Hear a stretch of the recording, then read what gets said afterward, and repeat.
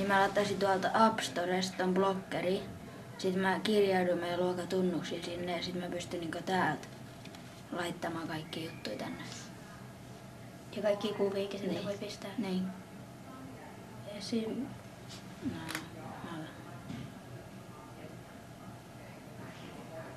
No esimerkiksi Jukka on laittanut tuon Se ottaa niin, tabletin ottanut kuvan ja sitten laittanut tuonne.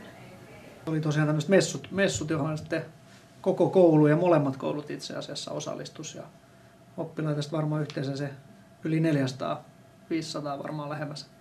Kävi jollain määrin, sai kosketuspintaa tuohon sosiaaliseen mediaan. Ja siellä tosiaan messuilla sitten oli 5-6 eri pistettä, jossa sitten tutustuttiin sosiaalisen median keinoihin ja vähän in ja out äänestämässä ja mitkä on tämän hetken muotitrendit, että mistä joku tykkää BMX-pyöräilystä ja joku taas ei, ja sai käydä kommentoimassa sitä ja vähän räppisanoja harjoittelemassa tämmöistä mun kouluräppiä.